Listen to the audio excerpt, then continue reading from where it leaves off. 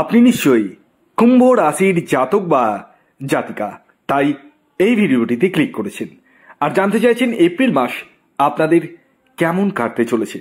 হ্যাঁ বন্ধুরা, আমি আপনাদেরকে এপ্রিল মাসের একটা সম্ভাব্য ভবিষ্যৎবাণী করতে চলেছি, যার মাধ্যমে আপনারা সহজেই বুঝে উঠতে পারবেন আপনাদের স্বাস্থ্য, শিক্ষা, দাম্পত্য জীবন, প্রেম জীবন, অর্থনৈতিক স্থিতি কেমন যেতে পারে।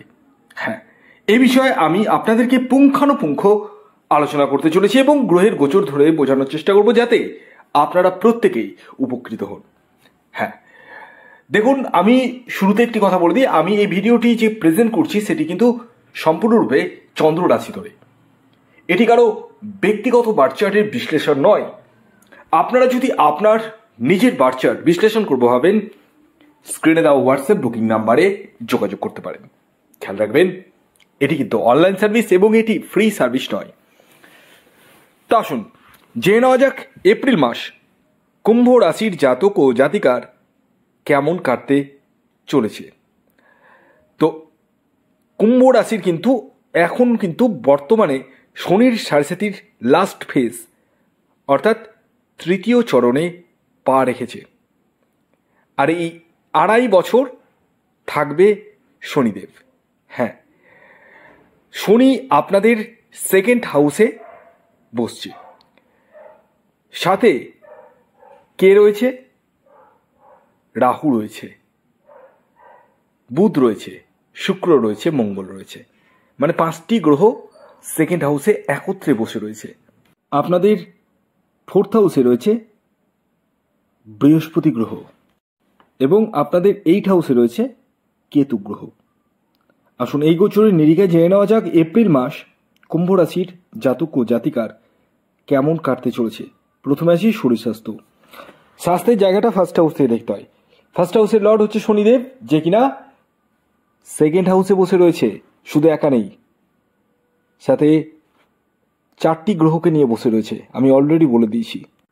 দেখুন, শনি এবং রাহু সেকেন্ড হাউসে শ্রাপিত দোষ করে বসে রয়েছে, ভালো করে বুঝবেন।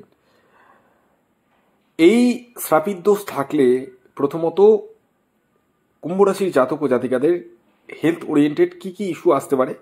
গলাতে সমস্যা আসার সম্ভাবনা রয়েছে, ইনফেকশন, অ্যালার্জি, এগুলো কিন্তু আসার সম্ভাবনা রয়েছে। তবে শনির সাড়ে থার্ড ফেজ যেহেতু আপনারা পড়ে গেছেন, মানে অন্তিম চরণে, মানে সেকেন্ড ফেজ পর্যন্ত কিন্তু আপনাদের হেলথ ওরিয়েন্টেড সমস্যা ছিল, বিশেষ করে পায়ে, হাঁটুতে জয়েন্ট পেন, পায়ে চোট আঘাত লাগা, এই সমস্যাগুলো কিন্তু নেই। এখন বর্তমানে আপনাদের স্কিন ডিজিজ, যে সমস্যার কথাগুলো বললাম, এগুলো কিন্তু হওয়ার সম্ভাবনা রয়েছে। পাশাপাশি গুরুজনদের হেলথ নিয়ে কিন্তু একটু চিন্তার বিষয় রয়েছে, একটু কেয়ারফুল থাকবেন। আপনাদের আসি পড়াশোনার জায়গাটা ফিফথ হাউস থেকে দেখতে হয়, ভালো করে বুঝবেন। ফিফথ হাউসের লর্ড হচ্ছে বুধ, মানে মার্কারি, যে কিনা সেকেন্ড হাউসে বসে রয়েছে।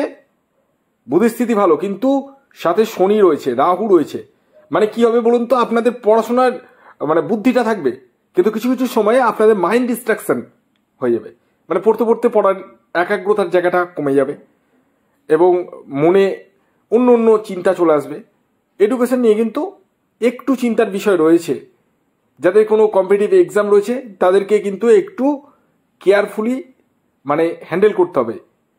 একটু মোবাইল অ্যাডিকশান আসা, পড়তে ভুলে যাওয়া, এই জায়গাগুলো কিন্তু হওয়ার সম্ভাবনা আমি দেখতে পাচ্ছি কুম্ভ রাশির জাতক ও জাতিকাদের এপ্রিল মাসে। আসি এরপরে প্রেম জীবন। প্রেমের জায়গাটা কিন্তু আমি যথেষ্ট শুভ দেখতে পাচ্ছি এবং আপনাদের মধ্যে একটু মতের অমিল থাকলেও ভালোবাসার জায়গা, প্রেমের জায়গা, যথেষ্টই মানে অ্যাটাচমেন্টের জায়গাটা কিন্তু রয়েছে। এবং আপনারা মানে যতই ঝগড়া করুন, ঝামেলা করুন, মানে শেষে কিন্তু আপনাদের মধ্যে একটা মানে জয়েন্ট হওয়ার কিন্তু সম্ভাবনা রয়েছে। প্রেম নিয়ে কিন্তু সেরকম সমস্যা নেই বা চাপ নেই। পাশাপাশি যারা সন্তানের জন্য প্রচেষ্টা করছেন তাদের ক্ষেত্রে সন্তান প্রাপ্তির জায়গাটাও দেখতে পাওয়া যাচ্ছে। আসি এরপরে দাম্পত্য জীবন। দাম্পত্য জীবনের জায়গায় যদি বলি, একটা কথা বলবো, আপনাদের মানে হাজব্যান্ড ওয়াইফের মধ্যে মানে এ ভাববে যে আমি যেটা বলবো সেটা আমার ওয়াইফ শুনবে, ওয়াইফ বলবে আমি যেটা বলবো সেটা হাজব্যান্ড শুনবে, মানে কেউ কারো থেকে কম নয়। এখান থেকে কিন্তু আপনাদের দাম্পত্য জীবনে কিছু পরিমাণ মতান্তর বা মতবিরোধ আসার সম্ভাবনা রয়েছে এবং কিছুটা ফ্রাস্ট্রেশন আসার সম্ভাবনা রয়েছে আপনাদের জীবনে। এই মাসে আকস্মিক অর্থ প্রাপ্তির জায়গাটা কিন্তু আপনাদের ক্ষেত্রে দেখতে পাওয়া যাচ্ছে। যারা চাকুরি করছেন তাদের 15 তারিখের পরবর্তী সময়ে চাকুরি প্রাপ্তির প্রবল সম্ভাবনা বৃদ্ধি পেতে চলেছে, মানে যারা বেকার রয়েছেন তাদের ক্ষেত্রে। আর যারা চাকুরি করছেন তাদের ক্ষেত্রে কিন্তু পদোন্নতি বা প্রমোশন সেটা কিন্তু বৃদ্ধি পেতে চলেছে। ব্যবসা যারা করছেন তাদের দৈনন্দিন রোজগার কিন্তু 10 তারিখের পরবর্তী সময়ে বেশি পরিমাণে বাড়বে, 10 তারিখ। এবং আপনাদের এই এপ্রিল মাসে দূরযাত্রা, দূর ভ্রমণ, ধর্মীয় যাত্রা হওয়ার সম্ভাবনা কিন্তু হয়ে উঠতে চলেছে।